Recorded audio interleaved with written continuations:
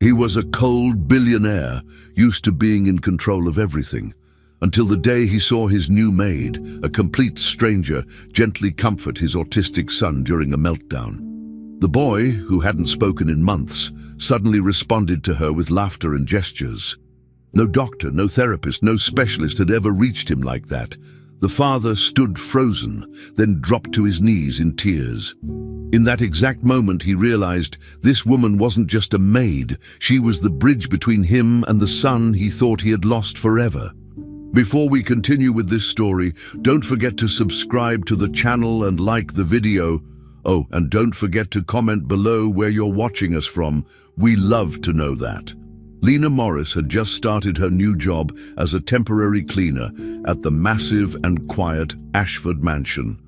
The place was enormous and always felt a bit too silent, as if no one really lived there. One morning, while cleaning the upper hallway, she heard something strange, an intense, desperate crying sound.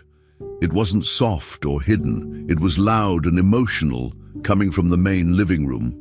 That room was always locked and never used.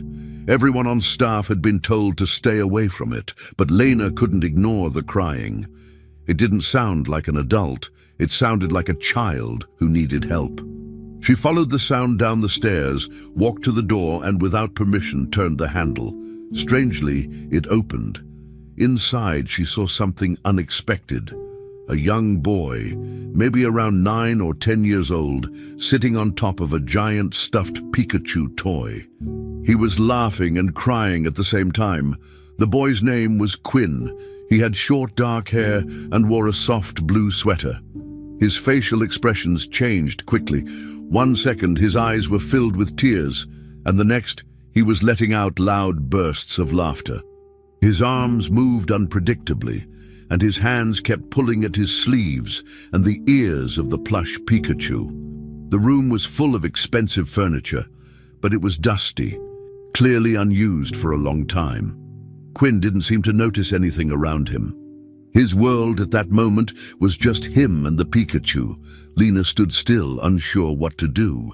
Then, remembering something from her past, she slowly approached him and raised her hands to sign. Her brother Callan had been deaf and autistic, and years ago she had learned basic sign language to communicate with him. It had been a long time, but she still remembered some signs. Carefully she signed the word safe. He kept moving, rocking slightly, humming and tapping the plush toy, but then his eyes caught her hands. He stared at them for a moment, then looked into her face. Lena repeated the sign again, safe. She followed it with more signs, okay, breathe, and friend. Slowly, his breathing began to change.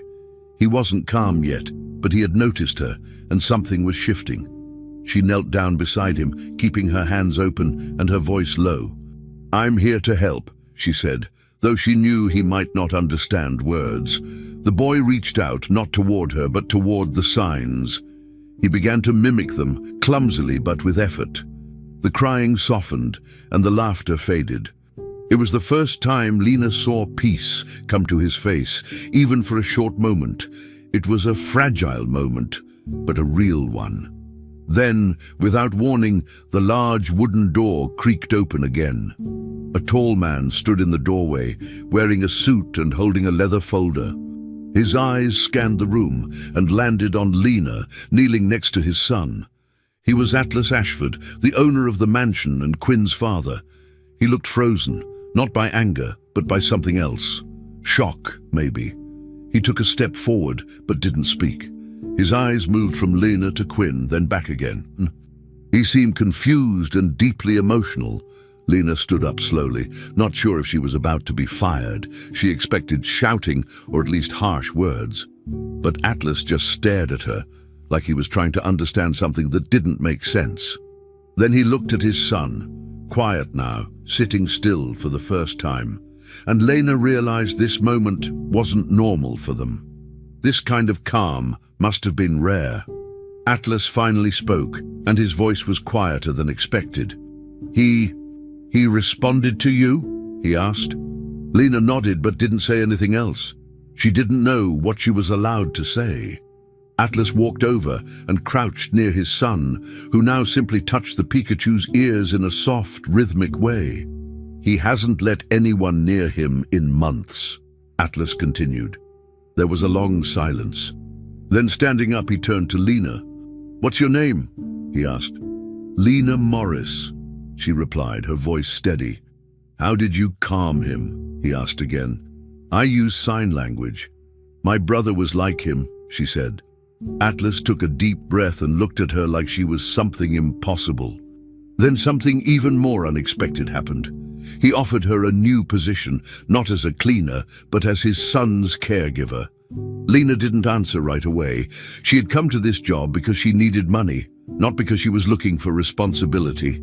Being a cleaner was supposed to be simple: wipe, sweep, finish, go home. But now she was being asked to become part of a child's life. A child she didn't know, but one who had clearly responded to her in a way that mattered. She looked at Quinn again. He had gone back to tapping the Pikachu, but his movements were softer now. Something about him made her feel a connection, maybe because of her brother, maybe because of how lonely he looked. "I don't know anything about taking care of someone like him full-time," Lena said honestly. Atlas nodded. "But he responded to you. That's more than I've seen in a long time." Lena looked down at her hands, then back at the boy. After a pause, she said, "Okay, I'll try." Lena walked through the hallway with new thoughts in her head. This wasn't just about dust and dishes anymore. Something real had happened. She had entered a locked room and found a boy in crisis. She had calmed him using memories of someone she loved. And now she was being given a new role, not just a job, but a responsibility. Quinn was still in the living room, playing quietly. Atlas had gone to make calls. Lena stood near the kitchen, unsure of what tomorrow would bring. But she knew one thing. This was no longer just a temporary cleaning job. It was the start of something unexpected. She didn't know if she was ready, but she was willing, and sometimes that was the first step towards something that could change everything for the better. Atlas stood quietly in the hallway, watching Lena as she gently helped Quinn sit back on his large, stuffed Pikachu. The boy had calmed down, and though he wasn't speaking, he was no longer in distress. Atlas hesitated, then asked Lena if she could stay a bit longer. Lena was surprised by the request. She hadn't expected to be asked for more than what she had already done. Still, something in her told her to say yes. She nodded, feeling unsure, but also strangely drawn to Quinn. There was something familiar in his silence, in the way he moved his hands without looking at her. She didn't know what the next hour would hold, but she agreed to stay. Atlas didn't say much after that. He just stepped back and allowed her to continue. That afternoon passed slowly, with Lena sitting nearby as Quinn rocked gently on the toy, humming softly to himself. The next day, Lena came back. It wasn't part of her job anymore, not officially, but Atlas had asked her to return, and she felt like she needed to. When she entered the main room again, Quinn was sitting on the same spot, holding one of the Pikachu's ears and tapping it. He looked up when she came in. He didn't smile, didn't move toward her, but he didn't panic either. That alone felt like progress. Lena sat on the floor at a safe distance. She didn't try to touch him or force interaction. Instead, she pulled a small container of colorful blocks from her bag and placed them gently between them. Then she waited. At first, Quinn ignored the blocks. He kept tapping the stuffed animal and made a few soft noises. But after a few minutes, he crawled forward and picked up a red block. He turned it in his fingers, then looked briefly at Lena before going back to his seat. Over the following days, this quiet routine continued. Lena would arrive in the morning, greet Quinn softly, and sit on the floor with a few toys or objects she had brought. Sometimes she would sing lightly under her breath, not loud songs, just simple tunes her brother had liked. She never expected Quinn to respond, but he sometimes glanced her way or echoed one of her hand gestures. On one of those mornings, he even let out a short laugh when she made a block tower fall on purpose. It was quick, and he didn't laugh again, but it was real. Lena didn't push him. Every reaction he gave her, no matter how small, she accepted with care. Atlas continued to observe from afar. He didn't interrupt. He stood at the door or watched through a slightly opened window, silent but present. He seemed surprised each time he saw his son interact, tiny steps that felt like giant changes inside that still, quiet house. The house itself was changing too. Before Lena came, the mansion had been clean but lifeless. Most rooms were closed, furniture was covered, and the air felt heavy. But now, one room stayed open every day. The main living room. The same room that used to be locked was now filled with sunlight, sound, and slow, careful movement. Lena would open the curtains every morning, set up a small play area, and bring something new. A picture book, a wooden puzzle, a toy car. Not everything worked. Some days, Quinn didn't react much at all. Other days, he repeated her gestures or touched her sleeve lightly, as if checking if she was still there. Lena never took those moments for granted. She knew how delicate they were. The mansion was still quiet, but now that quietness felt softer, like it had space for growth instead of just silence. The bond between Lena and Quinn grew in ways that were hard to describe with words.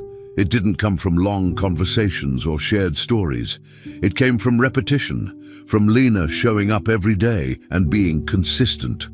It came from her never rushing him, never forcing connection, and always leaving room for him to lead. Sometimes Quinn would reach out to her, sometimes not.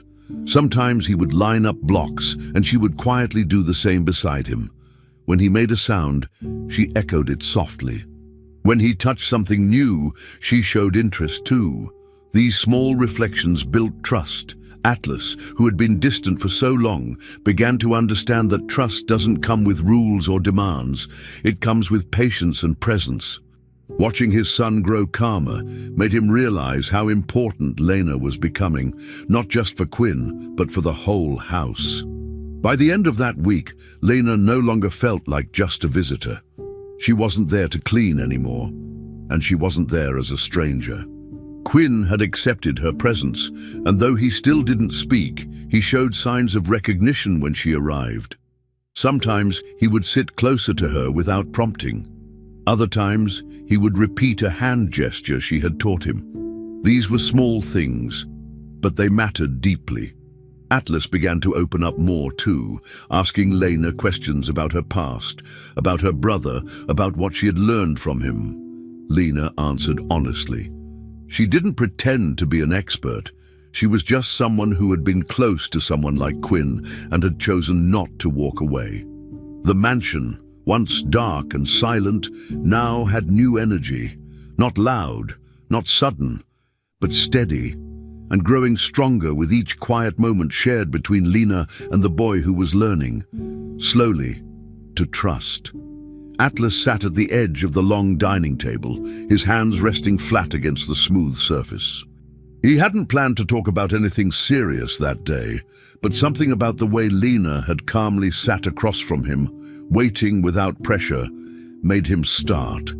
He spoke slowly, like the words were difficult to say. He told her about Ilara, his wife, Quinn's mother. How she used to sing in the kitchen while making tea. How she always knew how to calm Quinn when no one else could. Then he spoke about the day she didn't wake up. Lena didn't interrupt. She stayed still, listening closely, not offering fake comfort. Atlas admitted he had buried himself in work and in trying to control everything after losing her. Keeping the house clean, the staff efficient, the schedule strict. These were the only things he could manage. He said it was the only way he knew how to survive the weight of losing her. Lena took a breath before she spoke. Her voice was soft but steady. She thanked him for trusting her with that story, then told her own.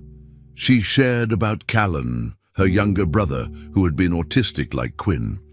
She described how much she had loved him, how she had learned to speak his language through signs and patterns. She talked about how hard it was when he passed away, and how empty the world felt without him. Her words weren't polished.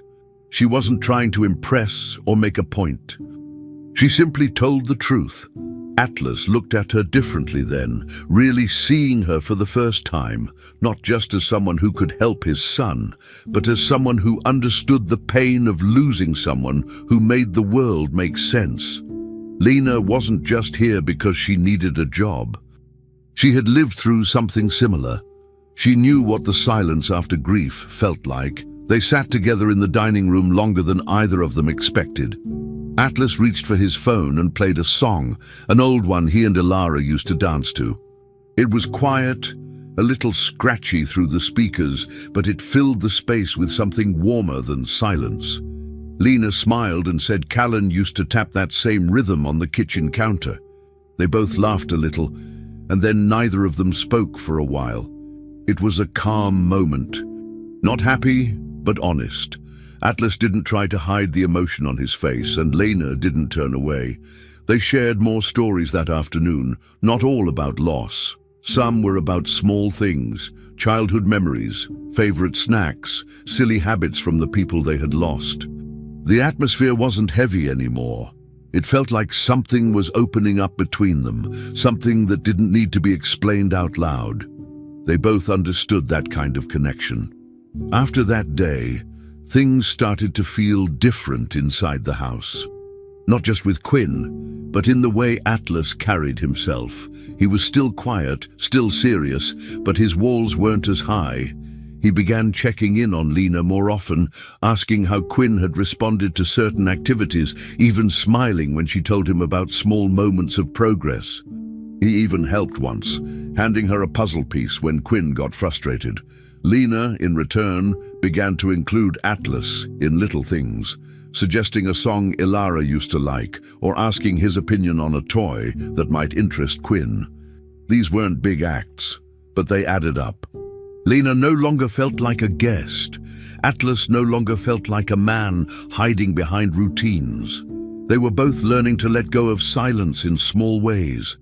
They were building trust, one quiet step at a time, with no rush and no expectations beyond the present moment. Lena didn't try to fix anything that wasn't hers to fix. She never told Atlas how to parent or offered advice unless he asked, but her presence filled a gap that had been empty for too long. She didn't demand space, she earned it. Atlas noticed how Quinn looked at her now, how he moved toward her, or how his shoulders dropped when she entered the room. That kind of peace wasn't something you could force. It had to grow. Atlas began to see Lena not just as a helper, but as part of their daily life. She understood Quinn's world without needing to be told what to do. And more importantly, she respected it. The trust between Lena and Atlas was no longer just professional. It was human, built from shared grief, patience, and time. They didn't talk about it directly, but they both knew something meaningful had begun. It wasn't just about Quinn anymore. It was about all of them. By the end of the week, the changes were obvious. Atlas no longer disappeared into his office all day. He sat with Lena during short breaks, sometimes saying very little, sometimes sharing stories from the past. Lena started staying a little longer each evening, not because she was asked to, but because she wanted to. Even the staff noticed a shift. The mansion felt less cold, less like a museum, and more like a real home. The bond between Atlas and Lena wasn't dramatic or full of big declarations.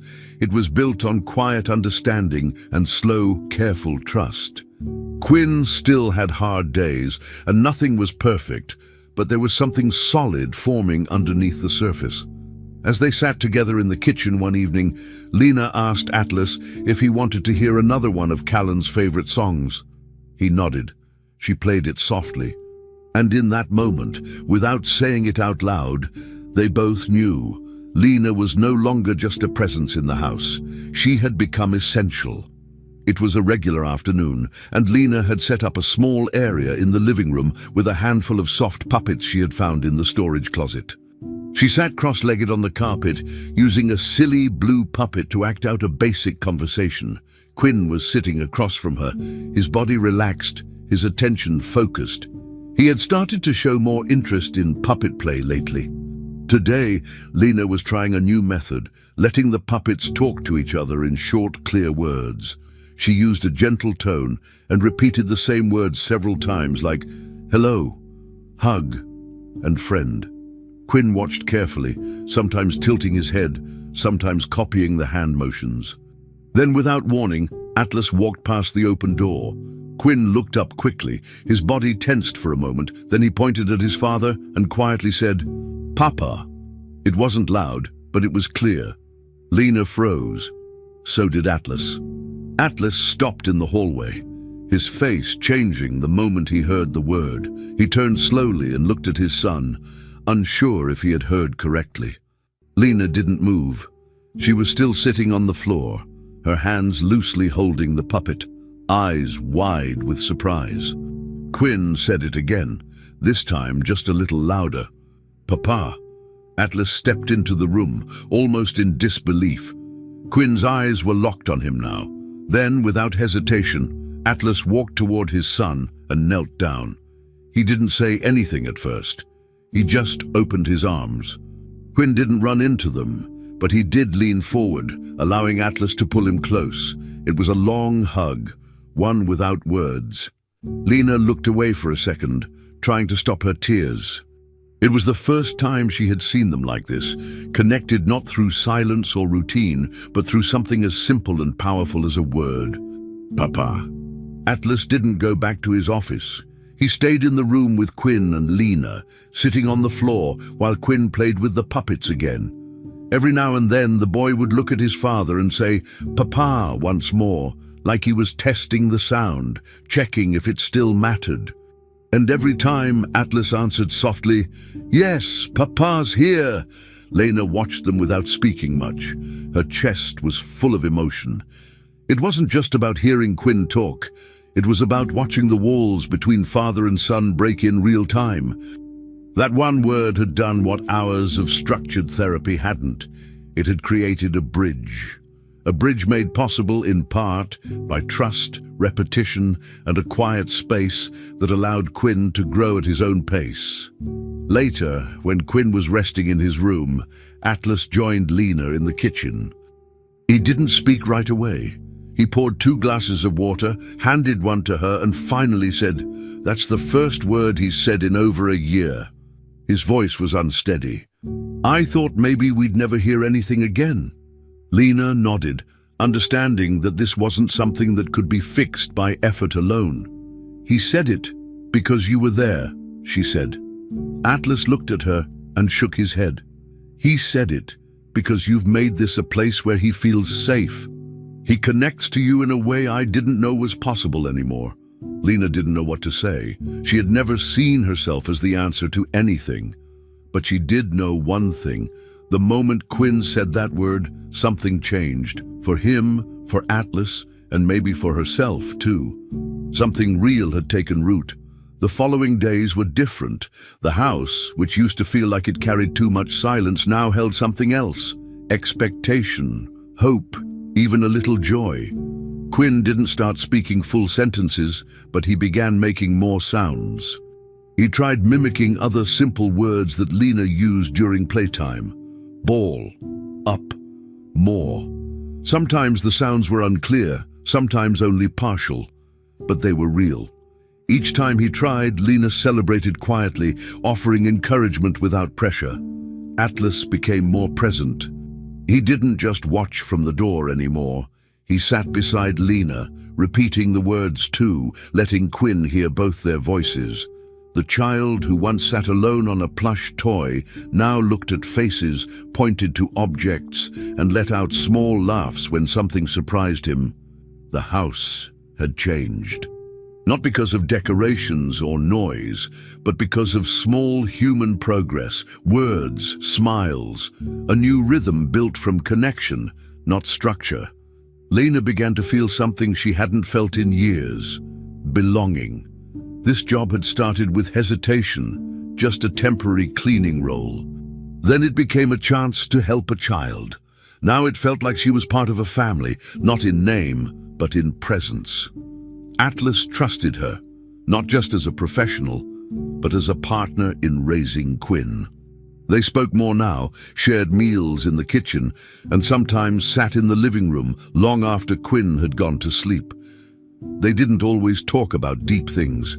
Sometimes it was just a few quiet thoughts about the day, a short laugh, or a memory. But Lena felt grounded. She knew she wasn't replacing anyone. Ilara would always be a part of this home's past, but Lena was helping shape its future. She wasn't just here to fill space. She was helping something grow, something honest, fragile, and deeply important. And through it all, the biggest change was still Quinn. The boy who once rocked silently in a closed-off room was now slowly discovering his voice, not just with words, but with gestures, expressions, and laughter. Every new sound he made, every time he looked someone in the eyes, it was a sign that he was beginning to open. The puppet play continued, but now it was different. Sometimes Quinn would take a puppet and make it move on his own. Sometimes he would say, "Papa," even when Atlas wasn't in the room, just because the word was his now. Lena often found herself smiling for no reason, just happy to witness something as simple and powerful as a child growing. The house felt more alive every day. And it had all started with one moment, one word. "Papa," a sound that broke through months of silence and marked the beginning of something beautiful. It started with an unexpected knock at the door. Two people stood outside the Ashford mansion, a woman in a tan blazer holding a clipboard and a man with a badge clipped to his belt.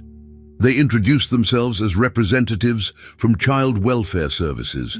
Their tone was calm but firm, explaining that they had received an anonymous report about possible neglect involving a minor in the house.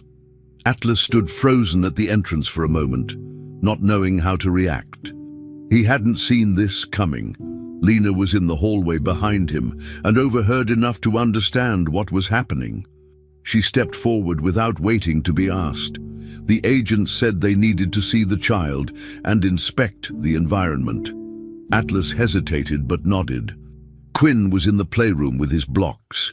As the agents entered, Lena took a deep breath, already feeling the pressure building in her chest. This wasn't just about questioning, it felt like an attack. The visit was uncomfortable from the start. One agent took notes while the other asked direct questions. Does the child speak? Who takes care of him daily? Why are there no therapy records from the past year? Lena stood tall, answering each question clearly. She explained Quinn's autism diagnosis and the slow but meaningful progress he had been making, from no communication at all to saying his first word just days ago. She described how structured routines and emotional trust had done more for him than any outside intervention had managed. When asked who the legal guardian was, Atlas provided the paperwork, but his frustration was growing. He had spent months rebuilding a safe environment for his son, and now strangers were walking through their home as if he had done something wrong.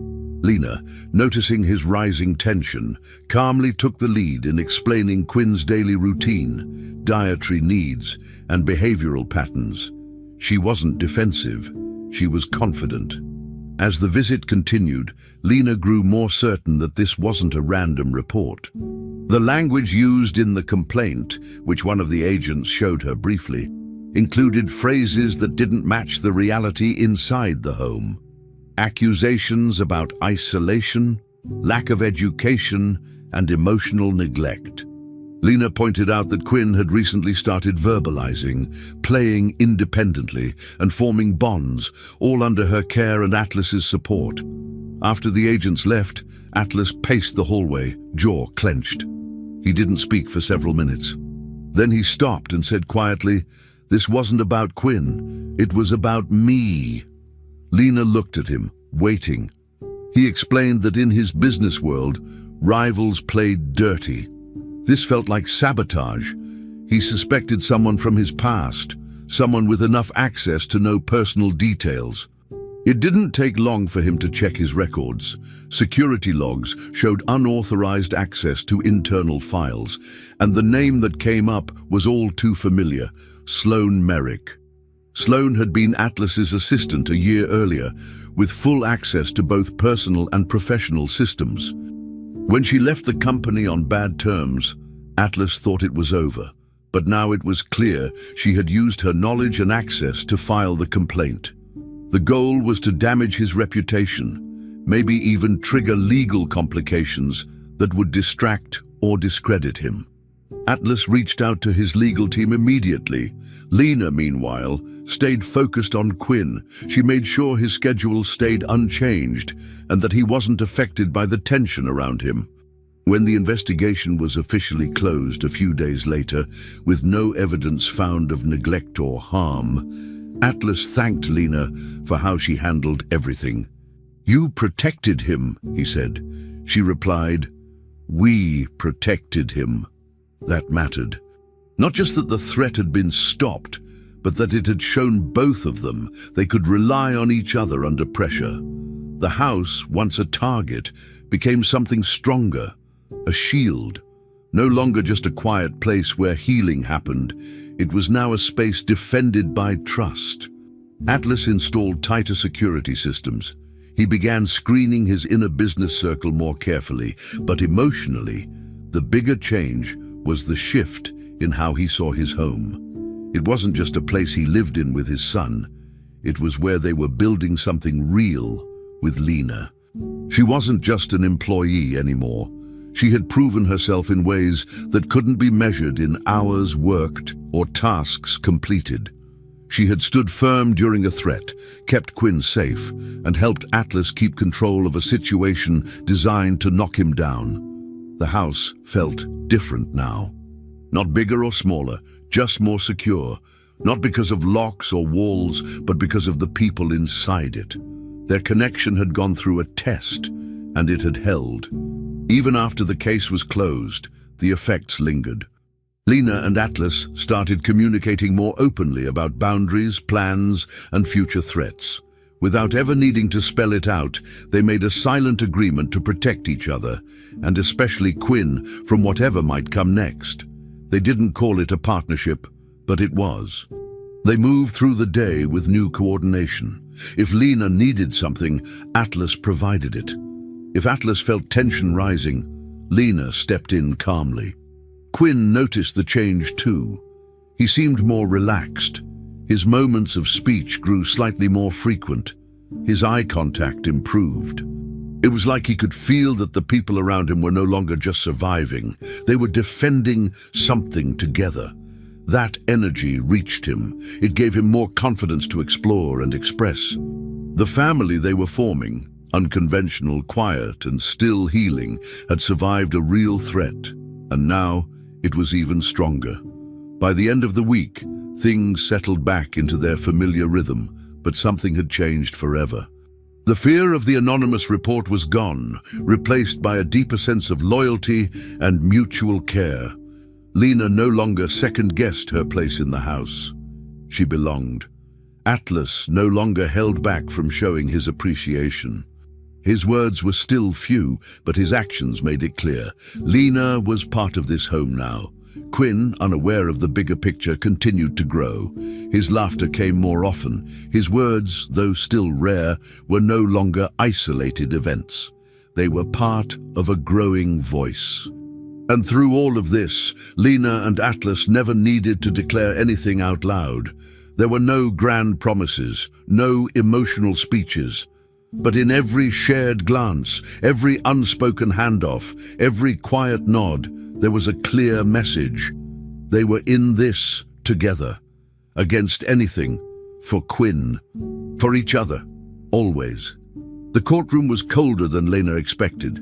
The lights were bright, the walls high, and everything felt formal and intimidating.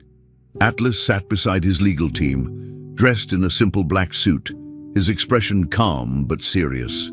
He was suing Marlowe Tech for defamation, data misuse, and targeted corporate sabotage, all related to the false child welfare report that had shaken their home weeks earlier.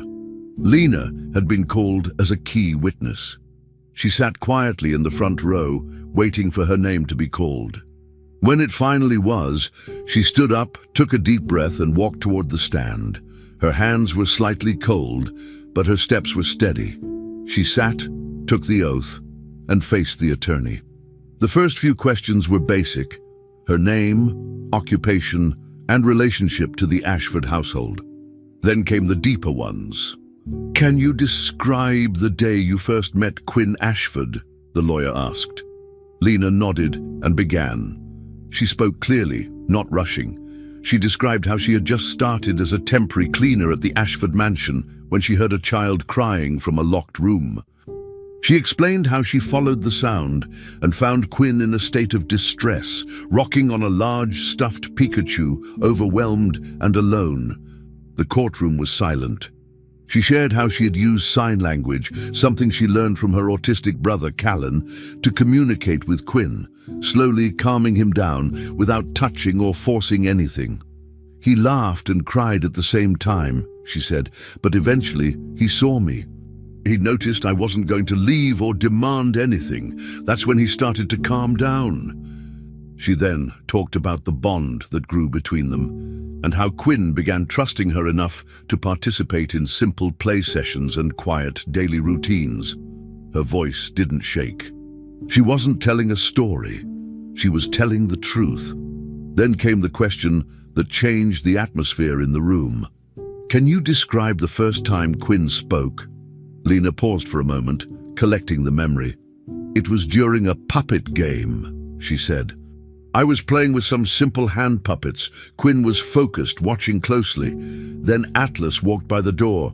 Quinn looked up, pointed at his father and said, 'Papa,' just like that. One word, clear, real. He said it again and again." Several people in the courtroom shifted in their seats. Lena continued. "It wasn't just a word. It was a breakthrough, a sign that trust and connection were working better than any report or outside diagnosis. That moment didn't come from therapy or pressure. It came from patience."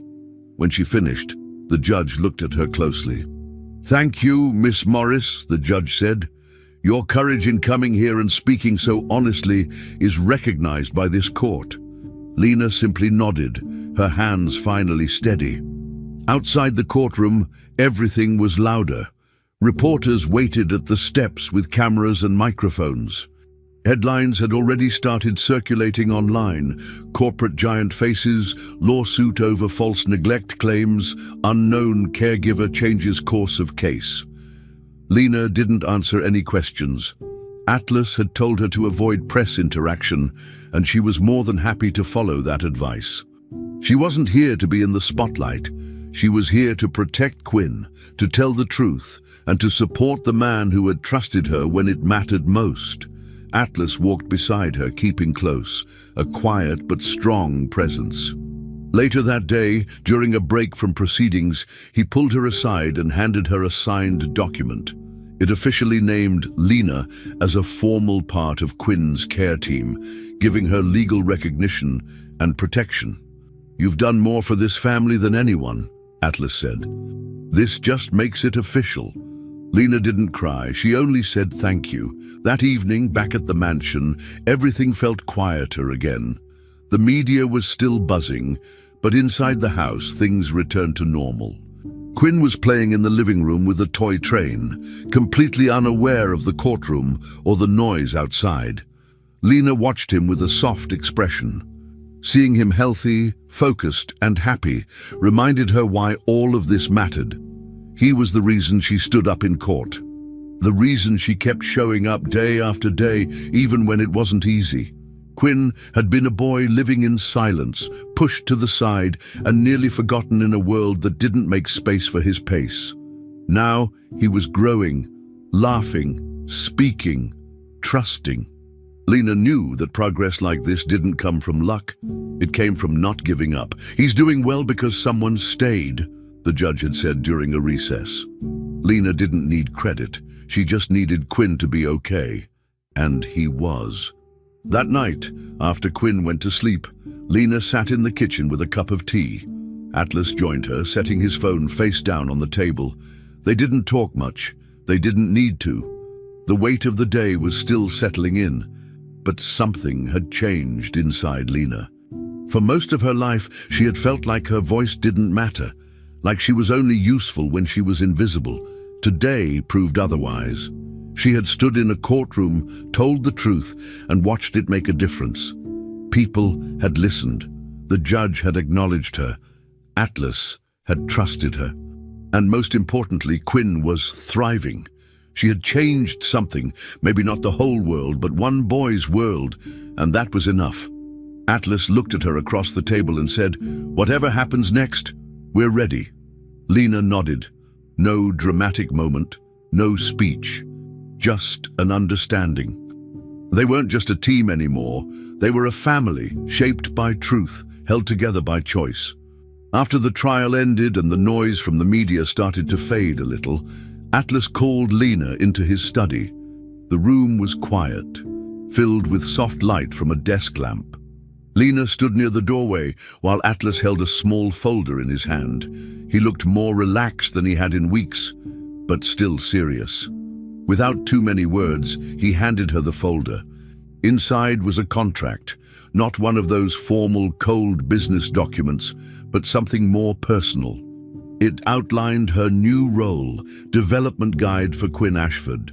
It was an official position within the household's care structure, giving her authority to make decisions for Quinn's growth, education, and emotional support. Lena read it slowly, taking in every part. It was clear that this wasn't just a title, it was trust, written down and signed. Atlas looked at her and asked, "Will you accept this?" She closed the folder and said, "Yes, but with one condition." It was simple, but important to her. "If we're going to do this," she said, "we walk side by side. No ranks, no boss or employee. This is about Quinn, not control." Atlas didn't hesitate. He nodded, understanding what she meant. He had seen firsthand what happened when people treated caregiving like a task list. What Lena had offered was something different, human, grounded, and based on connection, not orders. "Agreed," he said. They shook hands, but it wasn't a formal handshake. It was more like an unspoken promise. From that moment, Lena wasn't just a caregiver or staff member. She was part of the structure that would shape Quinn's future. That afternoon, as they returned to the living room, Quinn was stacking blocks on the floor. When he saw her, he smiled and said clearly and with no hesitation, "Mama." Lena froze. The word sank deep. She felt it everywhere, in her heart, her chest, her hands. It wasn't something she had expected. She had never asked to be called that, and she certainly didn't want to replace Ilara in any way. But when Quinn said, "Mama," it wasn't about replacement. It was about connection. It was about safety and comfort. Lena crouched down, trying not to cry in front of him. She touched his shoulder gently and smiled. "I'm here," she said. Atlas stood behind them, quiet, watching. He didn't correct Quinn, didn't say anything. He just understood. That word, short and simple, carried weight. It marked a moment of real belonging. And while the outside world still had questions, doubts, and opinions, nothing could change what was happening inside that house. That same evening, articles began showing up online, trying to twist the court case, questioning Lena's influence, even painting her as an opportunist. But none of it reached Quinn, and none of it broke the unity that was slowly forming between the three of them.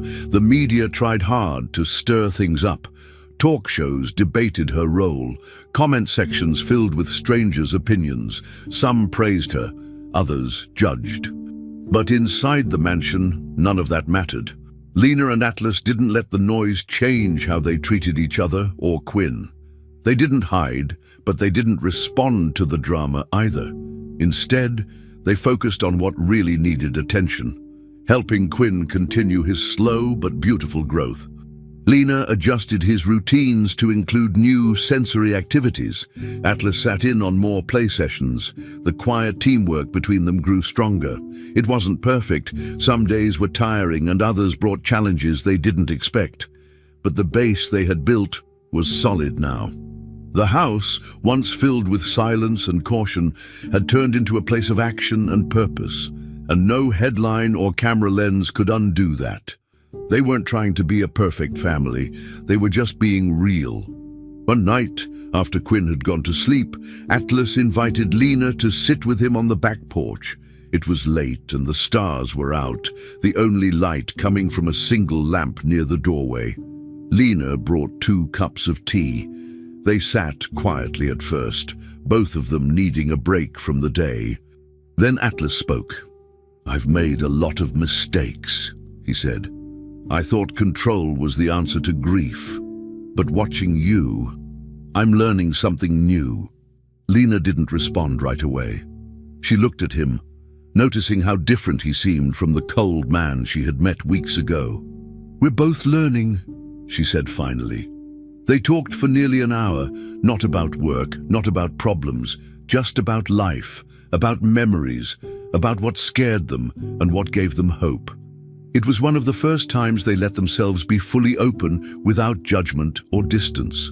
As they finished their tea and the night grew quieter, something shifted between them.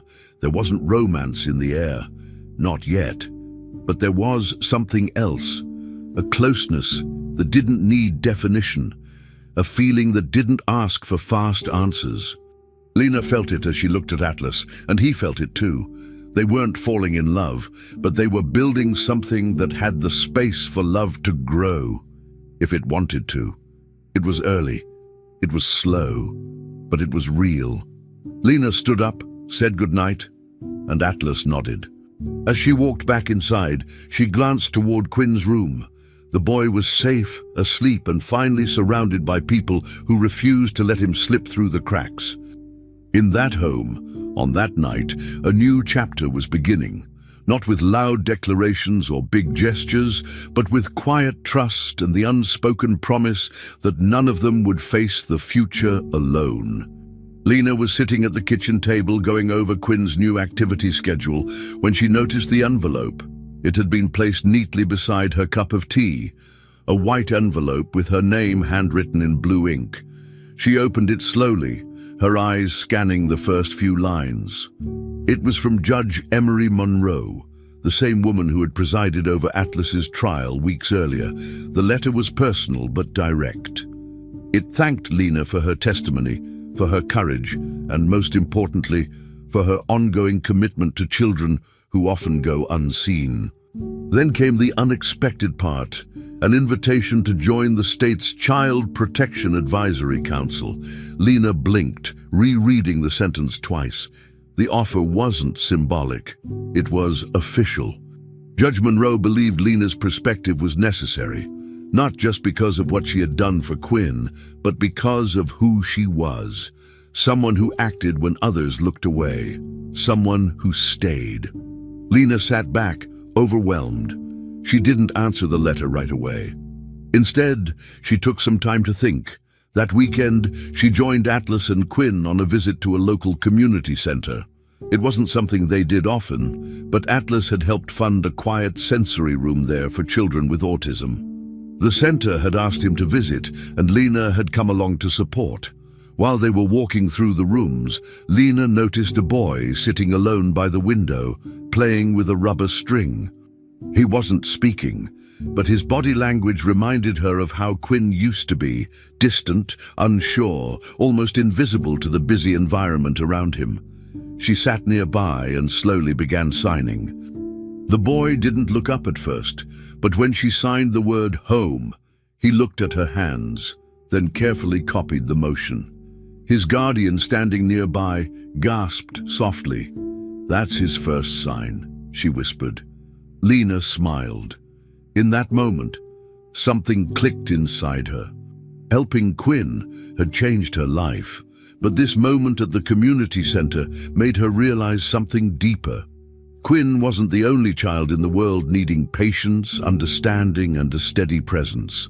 There were thousands like him, children who couldn't speak, yet had so much to say. Children who were misunderstood or dismissed. Children who didn't need someone perfect, just someone who wouldn't give up.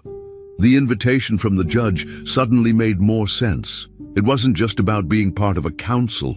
It was about using her voice to change how people saw these children.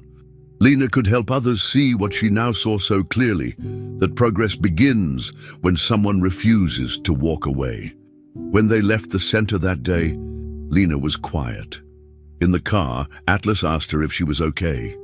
She looked at him, then at Quinn in the back seat and said, "I think I know what I need to do now." Margot had helped raise her after her mother passed, but they had lost contact after Callan died. It had been too painful, too complicated. But now, Lena felt the need to reconnect, not out of guilt, but out of healing. They spoke for over an hour. They shared stories, tears, and laughter. Margot asked about Quinn, about Atlas, and most of all, about Lena herself. For the first time, Lena talked openly about the day she lost Callan, the silence that followed, and how Quinn had opened a part of her she thought she had closed forever. The call didn't fix everything, but it was a beginning. Later that week, Margot sent a box of old photos and letters from Lena's childhood. Lena spent the evening going through them. With each picture, each memory, she felt a piece of herself coming back together. The more Lena stepped into her new purpose, the more she realized how much her story had changed, and how much it mattered. Once, she had been a quiet girl, working small jobs, trying not to take up too much space. Now, she was being asked to shape policy, to stand for kids like Quinn. She remembered how powerless she had felt after losing Callan, like her voice didn't matter. Now that same voice was being invited into rooms where decisions were made. She wasn't doing it for attention or praise. She was doing it because it was needed, because she couldn't unsee what she had seen. Atlas supported her fully. "If this is your next step, take it," he said. "You've earned it." Even Quinn, in his own way, cheered her on, bringing her drawings and pulling her hand toward the front door every morning, like he knew she had somewhere important to go. And he was right. On the day she formally accepted the judge's invitation, Lena sat with Atlas and Quinn on the back porch.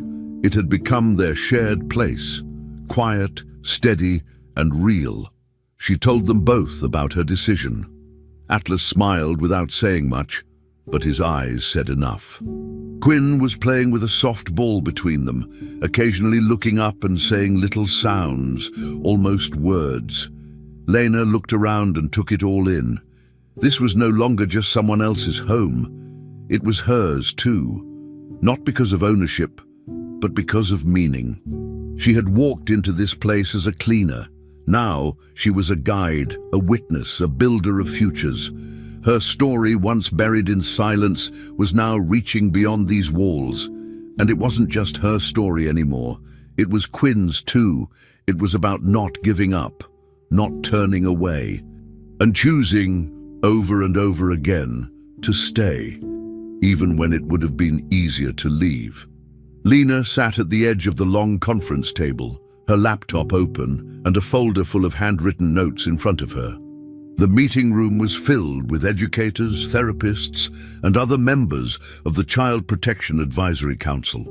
She listened carefully as a school administrator spoke about the need for better support in classrooms for neurodivergent students. When it was her turn, Lena shared ideas she had developed with Atlas and specialists, strategies that came directly from her daily experiences with Quinn. She spoke clearly, offering practical solutions for building inclusive lesson plans, training staff, and creating calm spaces in schools.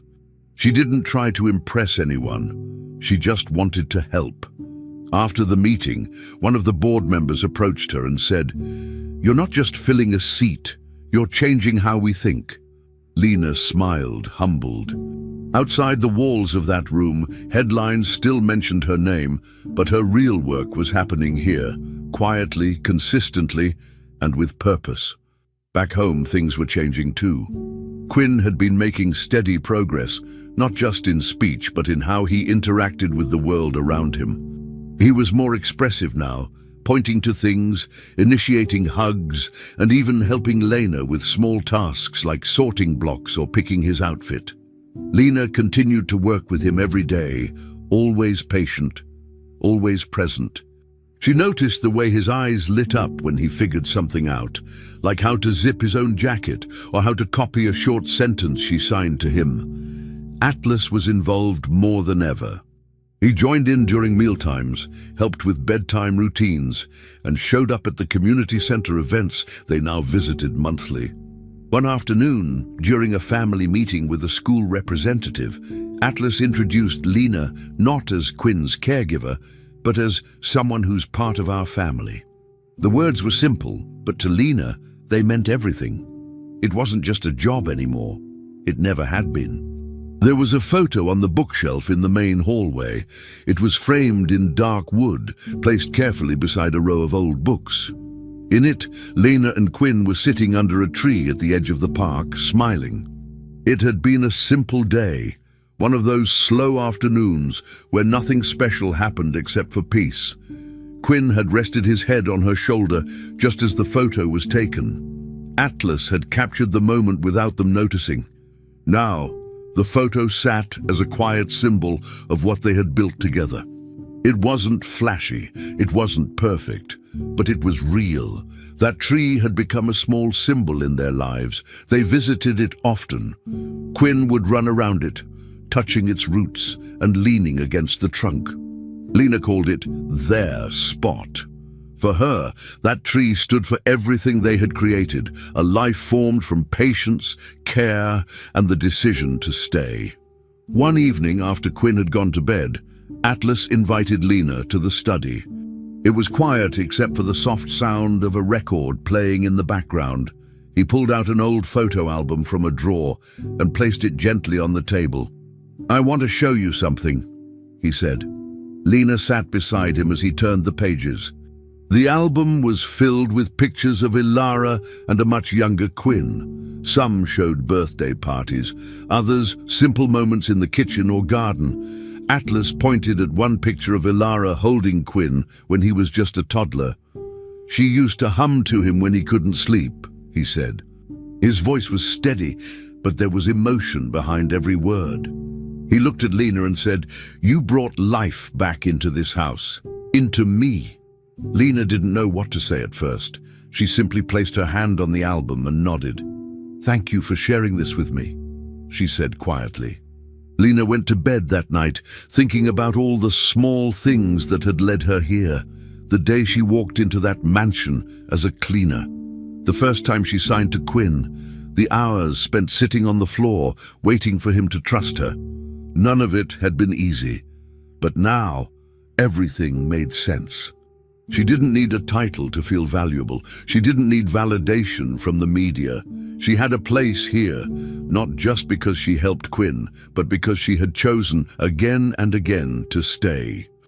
She felt whole, not because her life was without pain, but because she had built something meaningful with people who saw her fully.